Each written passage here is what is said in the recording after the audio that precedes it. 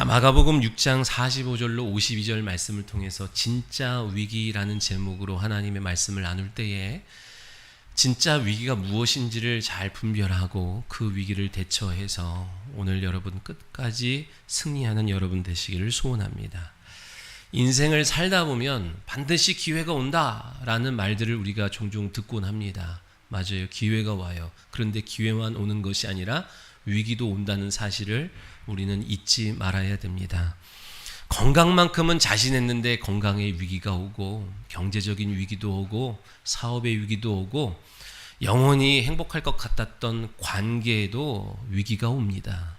그런데 놀라운 것은 위기 따로 기회 따로 오는 것 아니라 동전의 앞면과 뒷면처럼 위기와 기회는 같이 온다는 사실을 우리 그리스도인들은 잘 기억해야 됩니다.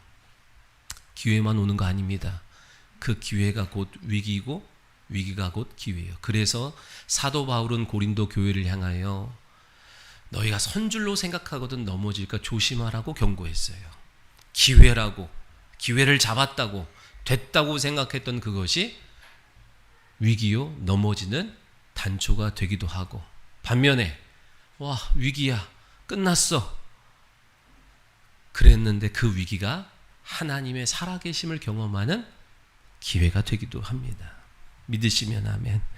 그 위기가 도리어 하나님의 능력을 체험하는 시간이 되기도 하더라는 거예요. 그렇다면 그 위기는 위기로 끝나는 것이 아니요 내 인생의 새로운 기회가 되는 줄 믿습니다. 앞에 홍해바다가 막고 있어요. 뒤에는 애국 군사들이 쫓아옵니다. 위기죠. 위기예요.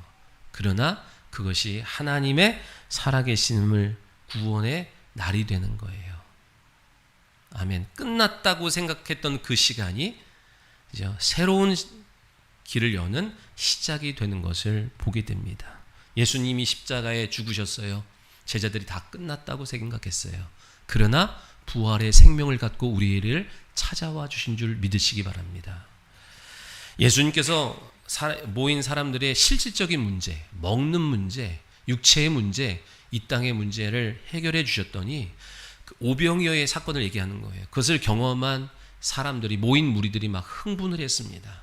그리고는 그분을, 예수님을 우리의 왕으로 모시자, 추대하자 그런 움직임이 있었던 거예요. 제자들은 이 상황을 기회라고 여겼어요. 왜요? 이게 유명해질 기회고 이것이 더 많은 사람들을 모으게 하는 기회고 그래서 예수님이 하시고자 하는 그 일을 더 쉽게, 더 원활하게 할 수 있는 기회가 될 거라고 생각을 했어요. 그런데 주님은 이것을 위기라고 여기셨어요. 자신에게도 위기요, 제자들에게도 위기라고 여기셨기에 제자들을 재촉하여 즉시로 배를 태워 그 자리를 떠나게 하셨다 이 얘기예요. 또한 본인도 배를 타고 산으로 가셨어요. 여러분, 왜 사람들이 예수님을 왕으로 섬기고 왕으로 모시려고 하는 것이 위기입니까? 여러분, 많은 사람들이 다윗의 자손 예수여 호산나 호산나 외친 그 외침은 어떤 외침이에요? 지난날 다윗 때와 같이 태평성대 통일왕국의 그 시대처럼 우리 좀 잘 먹고 잘 살게 해주세요. 그때처럼 우리가 좀 잘 먹고 잘 살게 해주세요. 그것을 할 수 있는 분이 당신입니다. 어서 오시어서 우리에게 그것 좀 이루어 주옵소서 그러는 거예요. 맞아요. 우리 주님이 우리의 육체 문제 해결해 주십니다. 믿으시면 아멘. 내가 믿음이 없고 내가 믿음을 들고 나가서 그것을 해결받으려고 안 해서 그렇지 주님은 이미 십자가상에서 십자가를 지시고 채찍에 맞으시고 고난당하시고 가난케 되심을 통하여 이 땅에서 우리가 겪게 될 모든 육체의 문제를 해결하셨다고 그 이름의 장신의 공로를 담아서 우리에게 주셨습니다. 그래서 그 이름을 믿고 그 이름에 담긴 내가 치른 모든 값을 믿는 자들은 이 땅에 살아가면서 그것을 경험하리라 주님 말씀하셨어요. 그런데 우리 주님이 우리의 육체의 문제, 이 땅의 문제만 해결하러 오신 분이 아니다라고 하는 거예요. 믿으시면 아멘. 누가복음 12장에 어떤 사람이 주님 앞에 찾아와서 말합니다. 주님, 나와 내 형의 우리 사이에서 아버지의 유산을 좀 나눠주십시오. 유산에 대한 분쟁이 있었나 봐요. 그죠? 근데 주님이 그때 뭐라고 말씀하시는 거예요? 이르시되 이 사람아 누가 나를 너희의 재판장이나 물건 나눈 자로 세웠냐? 즉 내가 그런 일 하러 온 것 아니다 얘기해요. 이 땅에 너가 갖고 있는 갈등 그거 해결하려고 온 것이 아니요. 진짜 뭐예요? 우리의 영혼의 문제, 지옥 갈 문제, 내 영혼, 내가 해결할 수 없는 문제를 해결해 주시기 위하여 오신 주님인 줄 믿으시기 바랍니다. 우리 가운데 싫지만 밉지만 떠나지 않는 저주가 있다니까요. 가정에서 떠나지 않는 가족력이 있는 것처럼 싫어. 난 우리 아버지처럼 안 될 거야 하는데 고스란히 우리 아버지의 모습이 나한테 나타나고, 나는 우리 엄마처럼 안 살 거야 싫어 그렇게 외치지만 그대로 나에게 나타나는 그 모든 저주가 내가 싫다고 싫어지는 것이 아니고 떠난다고 떠나지는 것이 아니더라는 거예요. 이 모든 내 영혼의 문제와 내 자범죄의 문제, 이 모든 문제를 해결해 주시기 위하여 주님이 우리 가운데 오신 줄 믿습니다. 근데 이 문제를 어떻게 해결합니까? 이 문제를 어떻게 해요? 주님이 그들의 바람처럼 왕으로 오셔서 섬김을 받으면 절대 이 문제가 해결이 안 돼요. 그래서 주님은 종의 모습으로 오셔서 우리의 영혼을 섬겨주시기 위하여 종의 형체를 입고 이 땅에 오신 줄 믿으시기 바랍니다. 마태복음 20장 28절에 인자가 온 것은 섬김을 받으려 함이 아니요 도리어 섬기려 하고 자기 목숨을 많은 사람의 대속물로 주려 함이니라. 진짜 우리의 영혼의 문제를 해결하시려면, 우리의 영혼을 섬겨주시려면 왕으로 오면 돼요, 안 돼요? 돼요, 안 돼요? 안 된다니까요. 그러면요, 종으로 오셔야 되는 거예요. 만약에 예수님께서 그들의 바람대로 그들의 왕이 되어주셨다면, 그래서 이런 돌로 떡을 만들어 주시고 떡 하나를 5,000명을 먹일 수 있었다면 아마 주님을 왕으로 세웠던 그 사람들은 일평생 이곳에서 배고프지 않게 살 수 있었을 거예요. 그러나 그것으로 끝이다 이 얘기예요. 여러분, 가장 불행한 사람이 누구라 그랬어요? 가장 미련하고 가장 불행한 사람은 창조주 하나님 앞에 나와서 고작 떡만 구하고 가는 사람이에요. 고작 내 출세를 구하고 마는 사람이에요. 창조주 온 우주 만물의 주인 되신 그 하나님 앞에 나와서 고작 구하는 것이 육체의 질병만 구하는 거예요. 여러분, 아무리 육체의 질병이 고쳐진다 해도 사람이 한 번 죽는 것은 정해진 것이기 때문에 결국은 죽어요. 동의하십니까? 결국 죽는 건데 여러분, 죽음 이후의 것을 구해야지 오늘 이 땅의 것, 여러분 건강도 구해야 돼요. 물질도 구하라 얘기예요. 그러나 그것이 주가 되면 안 된다 이 얘기예요. 믿으시면 아멘. 그럴 일이 없어야 되겠지만 오늘 이 예배 자리에 나온 여러분들 중에서 구원받지 못할 사람이 있다고 한다면 그때 가서 땅을 치고 후회하는데, 애초에 구원받지 못하고 그냥 지옥으로 세상 자녀로 살아가던 그 사람들보다 더 애통합니다. 왜요? 내가 그때 하나님이 기회를 주셨을 때에, 그때 교회 나갔을 때, 그때 신앙생활이라는 것을 하려고 했을 때에 그때 내 영혼의 문제를 맡겼어야 되는데, 해결받았어야 되는데, 내가 그때 뭐 하느라고 사람 쫓아 좋아서 다니고, 내가 그때 뭐 하느라고 헛된 육체의 것만 구하다가 이지응이 됐는지 모르면 상관없는데, 모르다가 그렇게 당한 사람보다 알고 있었지만 누리지 못한 사람은 더 애통하는 거예요. 여기에 구원받지 못할 사람은 없겠지만, 그죠? 없겠지만 만약에 여기서 구원받지 못하는 사람이 나온다 그러면 그 사람은 더 애통할 수밖에 없는 거예요. 이 세상에서 왕이 되라는 말은 그렇기 때문에 말 그대로 시험이고 위기예요. 우리의 믿음을 성장시키기 위한 시험, 테스트가 아니라 템테이션, 우리를 넘어뜨리고 하나님의 뜻에서 벗어나게 하고 내 뜻대로 하게 만드는 것이에요. 내가 높아지는 거예요. 주님은 사랑하는 제자들에게 당부 또 당부했어요.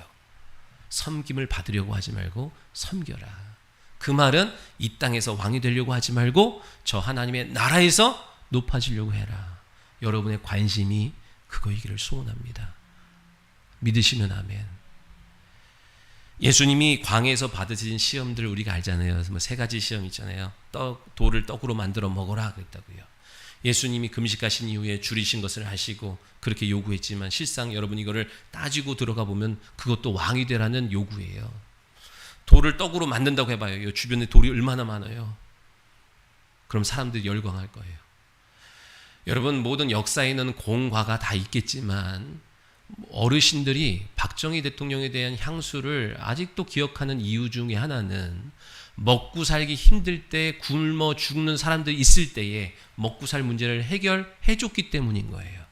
그죠? 여러분 대통령 뽑는데 저 사람 뽑으면 무조건 경제가 좋아진다 그러면 사업이 좋아진다 그러면 그 사람 안 뽑을 사람 어디 있어요? 그렇게 했지만 실망하고 안 되는 것 뿐이지 만약에 진짜 된다면 여러분 그렇죠? 그렇죠? 다 그럴 거예요. 아무리 어떤 윤리적인 것, 인권적인 것 그리고 이념과 사상을 아무리 외쳐봤자 먹고 살만하니까 한 소리예요. 동의하십니까? 그러니까 사람들에게는 먹고 사는 게 그만큼 중요하다는 거예요. 우리도 믿음이 중요하고 신앙이 중요하다고 하죠. 그런데 먹고 사는 문제에 딱 직면해봐요. 흔들리잖아요. 그만큼 세상 사람들이 추구하는 것은 실질적인 것은 먹고 사는 문제예요. 그러니 돌을 떡으로 만들어라 라는 말씀은 시험이 되는 거예요. 높은 곳에서 뛰어내려봐라. 천사가 너를 받아줄 거다.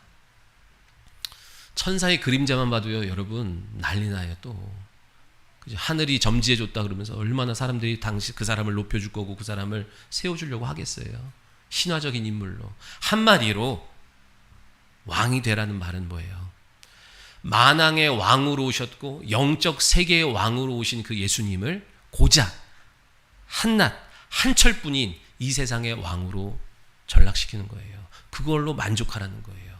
이게 위기다 얘기예요. 믿으시면 아멘.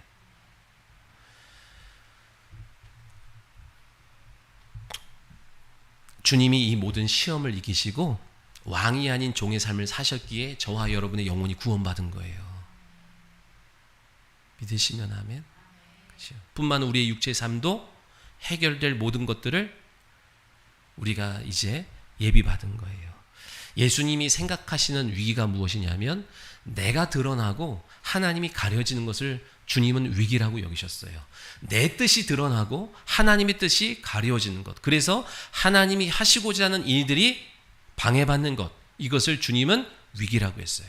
내가 모욕을 당하고 내가 어려움을 당하고 내가 배고픔을 당하는 것이 위기가 아니고 주님은 뭘 위기라고요? 내 뜻이 드러나는 것.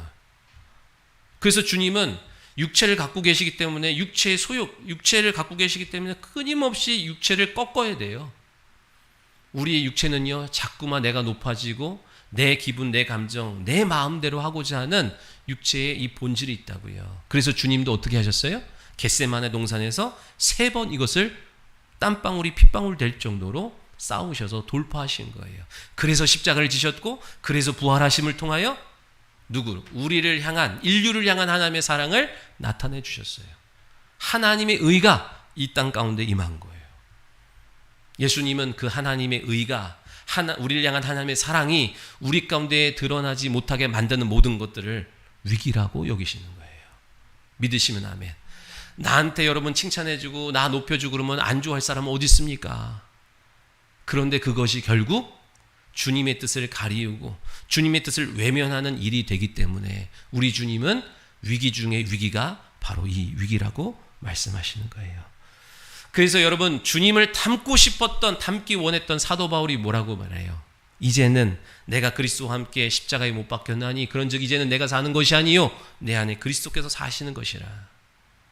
자기의 내세울 것, 자랑할 것, 주장할 것 많았지만 나는 죽고 내 안에 계신 주님의 뜻만이, 하나님의 의만이 나타나기를 원한다는 거예요. 그래서 마귀는요 계속해서 우리에게 바벨탑을 쌓게 해요. 자신의 야망, 자신의 그 야망을 달성하도록 우리를 부추긴다 이 얘기예요. 너의 뜻을 세워라.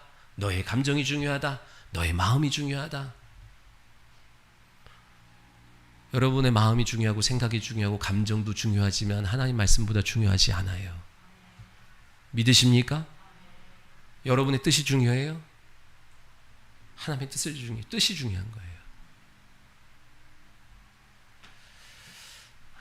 남자들이요,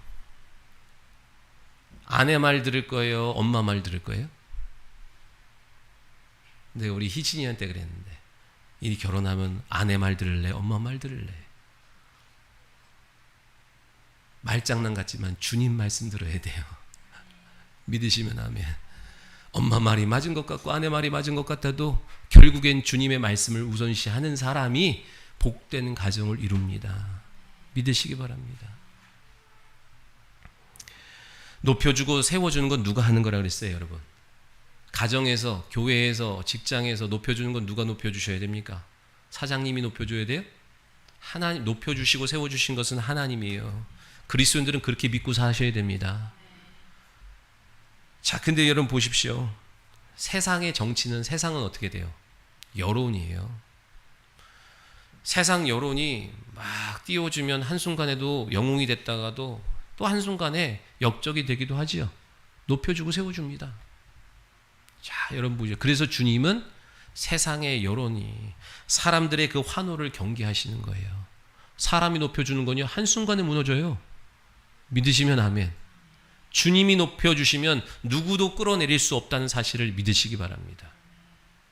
믿으십니까? 그런데 사람들의 그러한 반응에 민감했던 사람 누구예요? 사울이잖아요. 전쟁에서 승리하고 돌아오는 사울과 다윗에게 여인들이 떠들어대요. 어떻게?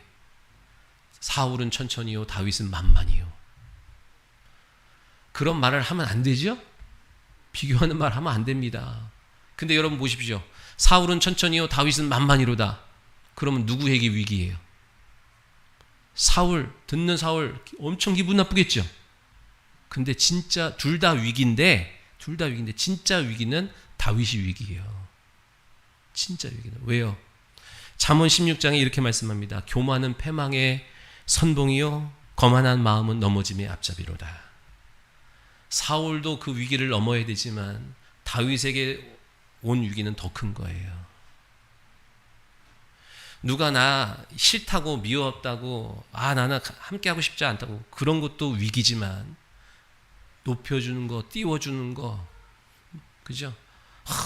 당신밖에 없습니다 하는 게 더 위기다 얘기예요. 왜요? 모든 그리스도인들에게 요구하는 삶은 뭐예요? 내가 죽고 그리스도가 사셔야 되기 때문에 그렇습니다. 믿으시면 아멘. 그런 위기이기 때문에 예수님이 즉시로 재촉하셔서 제자들을 배에 태워서 보내신 거예요. 주저하지 않고. 지금 오병이어의 이 사건, 역사, 은혜를 통하여 사람들이 막 흥분의 도가니가 됐어요. 함께하던 제자들도 막 흥분했어요. 나 같았으면 은혜 받았으니까 둘러 앉아가지고 그 은혜를 간증하고, 야, 너 그 떡 뗄 때 봤냐? 기가 막혔지 않냐? 막 서로 그런 은혜 나누고 간증을 나누면 얼마나 좋아요. 근데 주님은 그 일들을 탁 차단하시고 빨리 흩어버리셨다는 거예요. 흩으셨다는 거예요. 자, 근데 배를 태워 보냈는데 육지에만 위기가 있는 게 아니더라 얘기예요. 사람이 많은 곳에만 위기가 있는 게 아니더라 얘기예요. 바다에도 위기가 있고요. 사람 몇 명 없는 그곳에도 위기가 있더라 얘기예요. 근데 이 전문 뱃사람들 아닙니까? 바다를 알고 또 배를 알아요. 그리고 함께 동역할 만한 뱃사람들이 많기 때문에 능히 해결할 줄 알았는데 안 되더라는 거예요. 어렵대. 안 되더라는 거예요. 그래서 아마 제자들은 이 위기를 어떻게든 극복하고자 하지만 안 돼서 아마 또 속으로 꿍시렁 됐을 거예요. 그냥 낮에 내일 아침에 배 타고 왔어도 되는데 굳이 이 밤늦은 시간에 배를 태워서 보내가지고 이런 사단을 일으킨다고, 우리 주님 그렇게 무리한다고 아마 그렇게 말할 수도 있었을 거예요. 여러분, 겉으로 보이는 위기는 풍랑이잖아요. 그죠? 그러나 진짜 위기는 다른 데 있어요. 뭐가 위기예요? 요한복음에서는 이 사건을 이렇게 얘기합니다. 예수가 아직 그들에게 오시지 않았더라는 거예요. 가난한 것처럼 보이는, 가난도 위기처럼 보이고, 병든 것도 위기처럼 보이고, 사업 어려운 것도 위기처럼 보여요. 자식이, 남편이 내 뜻대로 안 해주는 것도 위기처럼 보여요. 그러나 본질적인 위기는 따로 있어요. 뭐예요? 예수님의 부재예요. 예수님이 내 안에 계시지 않는 거예요. 그게 최고의 위기고 진짜의 위기예요. 이 눈이 떠져야 위기를 기회로 바꿀 수 있어요. 기회에서 위기로 넘어가지 않을 수 있어요. 믿으시면 아멘. 돈이 있다고 위기가 아니라고 생각한다고요? 지금 건강하다고 위기가 아니라고 생각한다고요? 진짜 위기는 주님이 없이 돈만 있고 주님 없이 나만 행복한 것은 위기다 얘기예요. 곧 위기예요. 이미 그 위기가 코앞에 왔어요. 모를 뿐이지. 여전히 예수를 믿는다 하면서도 이 눈이 가려져 있는 성도들이 얼마나 많습니까? 위기를 위기로 여기지 않아요. 위기를 위기로. 풍랑이 위기라고 사람들은 위기라고 여기는데 여러분, 풍랑은 위기가 아니에요. 힘들어요. 경제적인 문제의 위기도 힘들고 관계 문제도 힘들고 질병도 힘들어요. 죽을 만큼 힘들어요. 어쩌면 여기서 그 위기를 만난 분도 계실 거예요. 그러나 여러분 기억하셔야 돼요. 진짜 위기는, 본질적인 위기는 주님이 내 안에 없음으로 나타나는 거예요. 믿으시기 바랍니다. 여기서 내 안에 주님이 안 계시다는 것은 진짜 예수 그리스도의 이름을 안 믿는 사람도 되고, 예수 그리스도를 믿는다 하지만 그분의 살아계심이, 그분의 말씀이 내 안에 없는 거예요. 내가 네 안에, 네가 내 안에 있으면 무엇인지 구하라 그리하면 이루리라. 즉 나타내 주겠다는 거예요. 우리가 믿는 하나님은요, 관념적인 하나님이 아니다 얘기예요. 오늘도 실질적으로 살아계심을 우리 가운데 증거하고 나타내 주시는 분이에요. 그분이 내 안에 없다는 이유는 내가 그분 말씀이 소유되지 않고 살기 때문에 그래요. 그렇기 때문에 내 안에 계신 것 같으면서도 안 계신 것 같고, 안 계신 것 같다가도 있는 것 같고, 그게 진짜 우리 가운데 위기인 거예요. 진짜 위기가 무엇인지를 정립하지 않으면 신앙생활은 성장이 없어요. 변화가 없어요. 물질이, 출세가, 진로가 그것만 위기라고 생각하는 사람은 세상에서 좀 더 잘 먹고 잘 살 수 있을지 모르나, 진짜 여러분이 육체를 벗는 그날부터 영원한 그 시간 속에서 여러분은 그 위기를 몸소 겪으며 살아가야 되는 거예요. 우리의 관심이 이 땅에 있기를 원치 아니하십니다. 우리의 관심이 어디 있기를 원하세요? 영원한 나라에 있기를 원하시는 거예요. 내 영혼에 있기를 원하시는 거예요. 여러분, 사업 어려봐요. 곧 죽을 것 같이 그렇고, 몸 아파봐요. 곧 죽을 것 같이 그래요. 그러나 내 안에 말씀이 없고 내 안에 은혜가 없는 것에 대해서는 망각하고 살아가는 거예요. 교계 신문에, 우리 성결 신문이 이렇게 와요. 일주일에 2번씩 오는데 그 신문의 일면에 이렇게 써 있어요. 한국 교회의 위기래요. 기독교의 위기라는 제목으로 있어요. 왜 위기래요? 코로나로 인하여 예배드리는 예배자의 숫자가 줄었다. 한국 교회의 교인들의 숫자가 줄었다. 그래서 위기래요. 위기예요? 위기예요? 맞아요. 뭐 한국 교회는 위기일 수 있으나 하나님 나라는 절대 위기가 아니죠. 동의하십니까? 여러분, 우리 숫자 작아요. 평안교회 보면 엄청 많은 거예요. 위기예요? 사람 수로 무슨 위기라 그래요? 사람이 많고 적으면 무슨 의미가 있어요? 하나님이 함께 계시냐 안 계시냐가 문제인 거지. 그렇다고 큰 교회가 문제라는 얘기가 아니에요. 작아도요, 주님이 안 계시면 문제인 거예요. 그건 더 큰 문제인 거예요. 초대교회 때 몇 안 되는 성도들이 로마를 변화시켰어요. 한 사람이 3,000명을 변화시킨 날이 있었는데 지금은 한 명도 변화를 못 시켜. 나 하나 감당하기가 힘들어. 진짜 문제는 교인의 수가 주느냐 느냐에 중요한 게 아니에요. 1200만 명이라고 했을 때 한국 사회가 좋아졌어요? 그렇지 않다니까요. 무리가 몇 명인 건 중요하지 않아요. 제자가 몇 명이가 중요한 거예요. 한국교회 교인 수가 몇 명이냐가 위기가 아니라 한국교회 하나님이 안 계시고 말씀에 순종하지 않는 것이 위기인 줄 우리는 깨달아야 돼요. 믿으시기 바랍니다. 진짜 위기는 우리 안에 예수가 없어요. 진짜 위기는 내 배에 예수가 탑승하지 않았어요. 내 가정, 내 사업, 그죠? 주님이 안 계신 게 진짜 위기예요. 동의하십니까?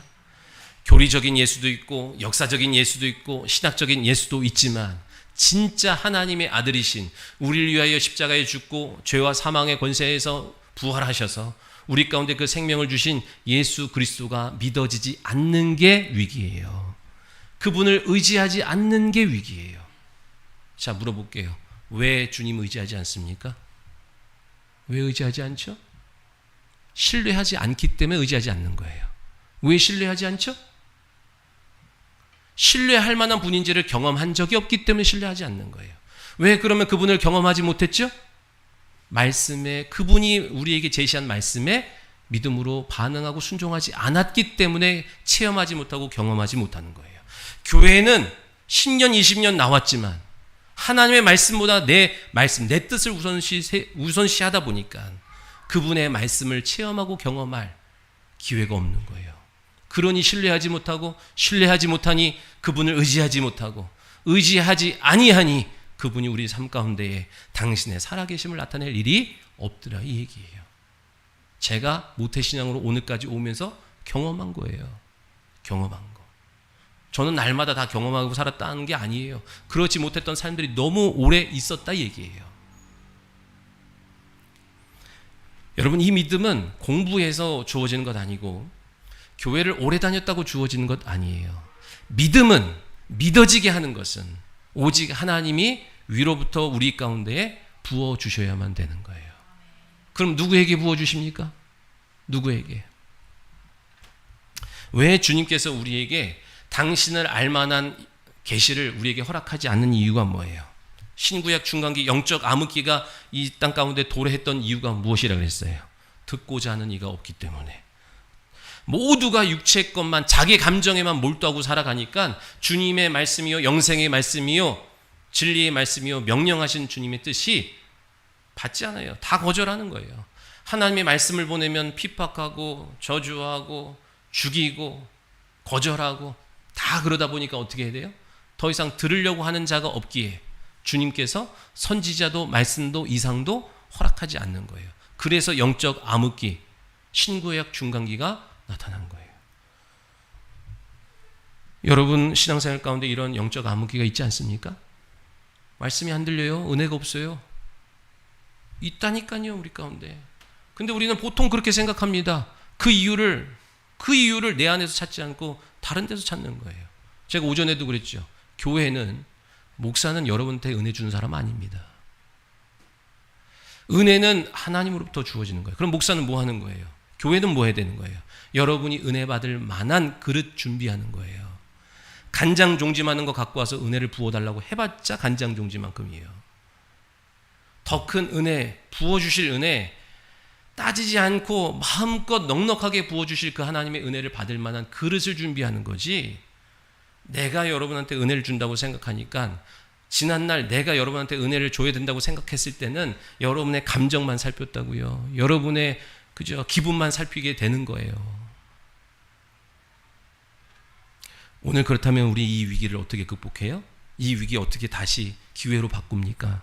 겸손하게 내 생각 내려놓고 주여 말씀하옵소서, 주의 종이 듣겠나이다. 그죠? 그러면 주께서 다시 말씀 내십니다.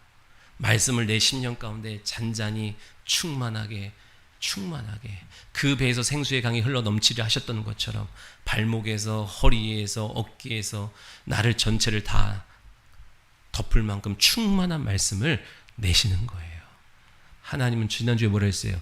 은혜 받을 만한 자에게 은혜를 내시고 긍휼히 여길 자에게 긍휼을 베푸신다고 약속하죠. 원리예요, 원리. 내가 돌이키지 않는데 하나님 주시기를 바란다? 하나님은 너무나 기가 막히게 그런 사람들이 이 땅에 많아서 너무 잘 아시는 거예요.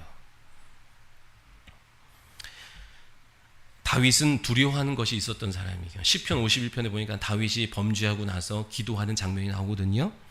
여러분, 어떤 게 진짜 위기인지를 알아야, 진단을 할 줄 알아야 진짜 위기에 대한 처방이 바로 나오는 거예요. 다윗이 완전한 사람이 아니라니까요. 실수하고 넘어졌어요. 그래서 진짜 큰 위기를 만났어요. 근데 이것이 자기가 겪은 이 상황이 진짜 위기라는 것을 알았기에 그 위기를 대처하는 방법도 옳았어요. 제가 어제 주례 때 그랬죠. 다윗이 점점점 강해진 것은 완전해서 실수가 없어서가 아니다 얘기예요. 자기의 위기를 알고 돌이켰기 때문에 그에게 하나님이 점점점 잘 되는 은혜를 주신 거예요. 다윗은 백성들이 자기를 떠나면 어떡하지 그런 거 두려워하지 않았어요. 신하들이 자기에게 존경심을 보이지 않으면 어떡하지 두려워하지 않았어요. 다윗이 오로지 두려워한 것은 시편 51편에 나를 주 앞에서 쫓아내지 마시고 성령을 내게서 거두지 마옵소서. 다윗이 진짜로 두려워했던 진짜 위기는 하나님과의 관계에 어긋난 거예요. 여러분 교회 나오지만 하나님과의 관계가 어긋난 채 나온 사람 많아요. 그죠? 하나님의 관계가 어긋난 거, 이것이 진짜 위기라는 것을 알았기에 그는 계속 승리할 수 있는 거예요. 반면에 사울은요, 처음에는 너무 좋은 출발이었어요.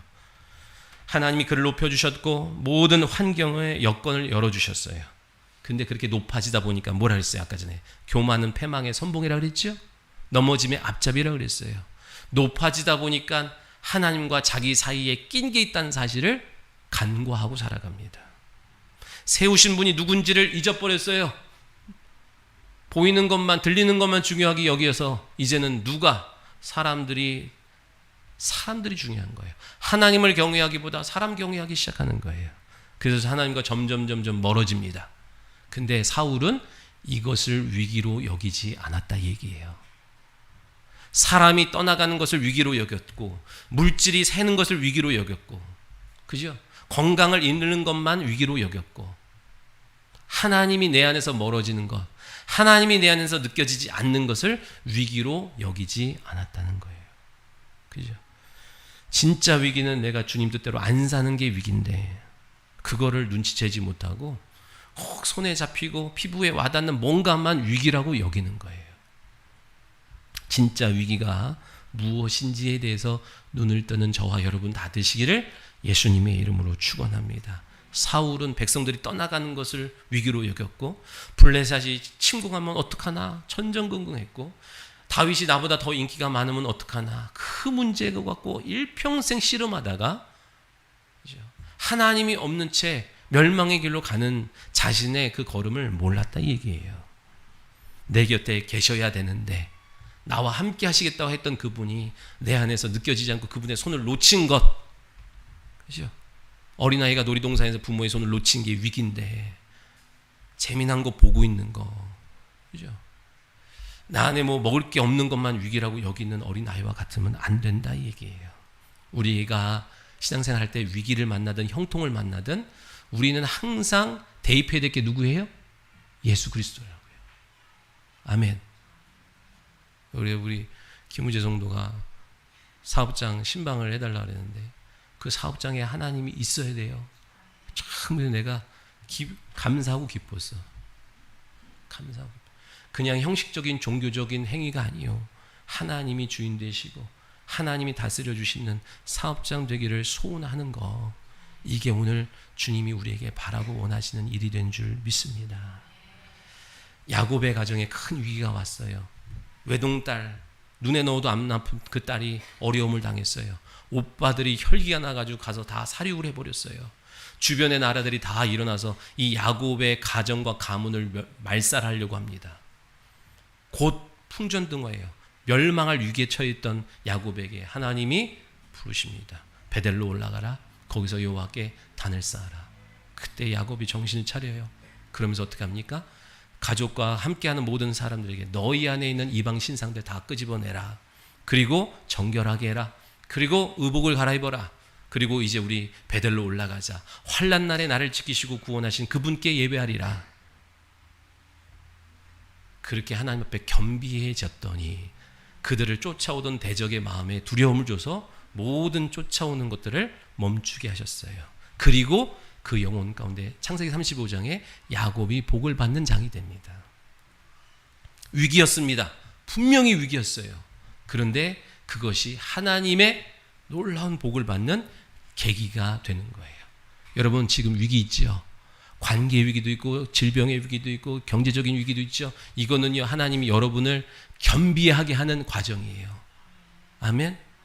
내 안에 하나님을 의지하지 못하도록 방해하던 수많은 복잡한 것들을 하나하나 탈탈탈탈 털어가는 과정이 되는 줄 믿으시기 바랍니다.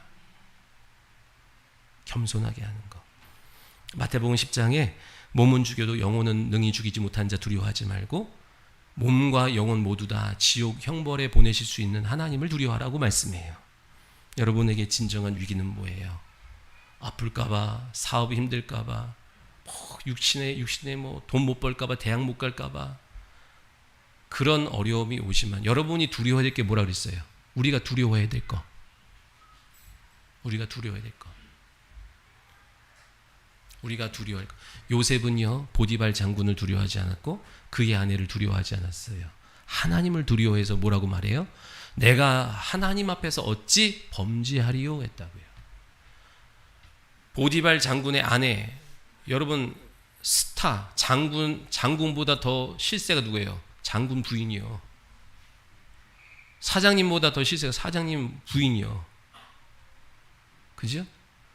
보디발 장군의 아내 그거 안 들어줬다가는 어떻게 돼요? 어떻게 될지 몰라. 그러나 그보다 눈에 보이는 힘보다 보이지 않는 하나님의 힘을 두려워했기에 요셉이 계속 형통하는 거예요.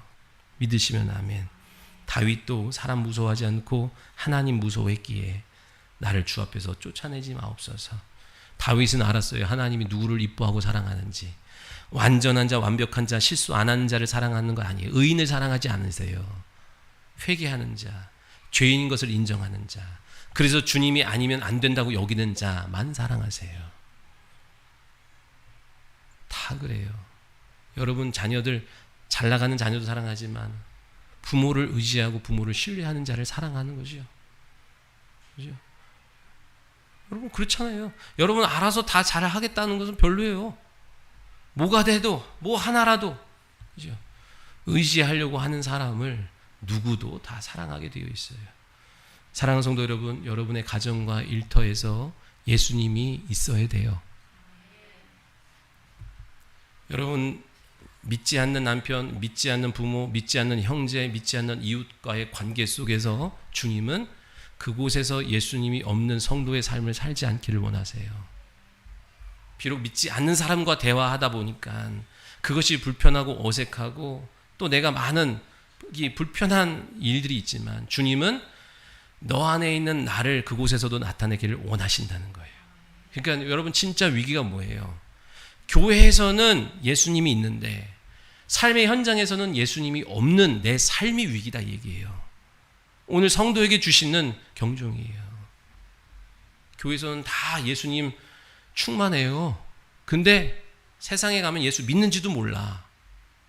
그렇다고 주님이 정죄하는 것이 아니라 너 안에 있는 나를 그곳에서도 나타내기를 원해. 그래서 우리를 주님이 뭐라고 부르시는 거예요? 너희는 세상의 빛이다. 세상의 소금이다.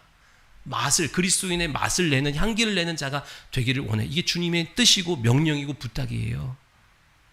그렇지 못한 내 삶을 위기로 인식하고 돌이키고자 하면 주님이 오늘도 은혜 주십니다. 풍랑이 죽게 됐을 때 주님이 급하시니까 오늘 본문에 보니까 어떻게 해요? 풍랑 위를 걸어서 오시는 거예요.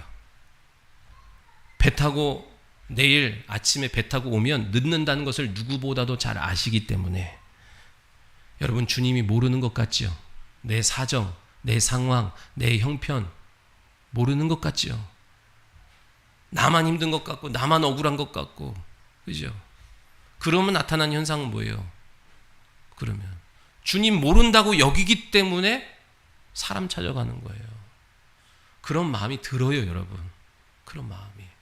나 혼자 이런 말 쓰지 말라는데 독박 쓰는 것 같은 생각이 든다고요. 좋은 용어를 쓰라고 나한테 우리 사모님이 그랬는데 아무튼 나 혼자 고생하는 것 같고 나 혼자 헌신하는 것 같고 나 혼자 힘든 것 같은 생각을 막 불어넣어 준다고요. 주님 모르실 것 같아요. 주님 아세요. 주님은 산에 계셨지만 바다에서 고생하고 있는 자녀들, 제자들의 형편을 아시고 오셨다 얘기예요. 주님이 여러분 삶의 형편 아시고 찾아오십니다. 주님의 때가 있어요. 기억하세요. 믿으시면 아멘. 대신 주님이 왜 더디게 오실까요? 왜? 너희들 이게 위기인 걸 알아라 얘기해요. 여러분이 내 배에 주님이 없는 것을 풍랑보다 위기라고 여길 때 주님은 즉각 찾아가십니다. 믿으시면 아멘. 여러분이 그냥 기겁을 하고 풍랑 일었다고 경제적인 문제 있다고 무슨 문제 있다고 막 소리 지르고 있잖아요. 주님 옆에 없는 것에는 아무 반응 없는데 그것만 소리 지르고 나는 끝난다, 나는 뭐 망했다. 여러분 그러고 있으니까 주님의 때가 더디 오는 거예요. 주님의 때가. 여러분 예수 믿어도요 위기가 올 수 있어요. 예수 믿어도 풍랑 있는 경제, 풍랑 있는 관계, 풍랑 있는 육체의 질병 있을 수 있어요. 그런데 예수 있으면 그는 넘어서는 거예요. 이겨가는 거예요. 그것이 발판이 되는 거예요. 살아계신 하나님의 능력을 오늘도 체험하는 성도의 삶을 살아갈 수 있는 기회가 되는 거예요. 그래서 또 다른 사람에게 그러한 형편을 만난 사람을 이끌고 인도할 수 있는 실력 있는 주님의 제자가 되는 거예요. 주님은 급하니까 풍랑 위로 옵니다. 걸어오십니다. 주님은 지금도 급하면 당신의 초월적인 방법으로 일하십니다. 믿으시면 아멘. 지금 하늘에서 돈벼락을 안 내리시는 이유가 뭐예요? 지금 여러분 얼마든지 돈 벌 수 있는 모든 조건들이 환경들이 있기 때문에 그래요. 왜 길을 여러분 저기다가 홍해를 안 가르십니까? 한강 안 가르십니까? 한강에 다리가 몇 개인데. 그럼에도 불구하고 주님이 필요하다고 여기시면 급하시면 한강을 가르든 하늘에서 무엇을 내리시든 하나님은 하시는 거예요. 급하면 하늘에서도 만나가 내리고 홍해도 갈리고 태양아 멈춰라 하여서 태양을 멈추는 일들을 하셨던 그 사건은 소설이 아니고 진짜 있었던 일이고 오늘 우리의 삶 가운데도 허락하실 일이라고 주님은 약속하세요. 그러나 그것을 아무에게나 주시지 않아요. 은혜 받을 만한 자에게 주시겠다고 약속하신 일이에요. 다만 문제가 뭐예요? 주님이 급한 게 아니라 내가 급한 거예요. 우리는 급하면 안 되는 존재예요. 신분이에요. 왜요? 주님의 인도를 받고 살아가는 성도이기 때문에 그래요. 주님의 멍에를 같이 맨 자이기 때문에 우리가 급해가지고 우리만 힘든 거예요. 멍에가 뭔지 알죠? 큰 소와 작은 소가 같이 어깨에 짊어지는 거예요. 그래서 모든 무게는 큰 소가 담당하고 우리는 따라서 걷는 거예요. 근데 따라서 걷는 그 소가 앞질러 가겠다고 급하다고 하면 그럼 내가 힘든 거예요. 급하다는 것은요, 내가 주도권이 내게 있다는 거예요. 내가 해보겠다는 거예요. 그래서 급한 거예요. 우리는 느긋해야 됩니다. 믿음으로. 믿음으로 느긋해야 돼요. 게으름으로 느긋하면 안 돼요. 믿음으로 느긋하면 주님이 급하신 거예요. 야, 쟤 뭘 믿고 저러지?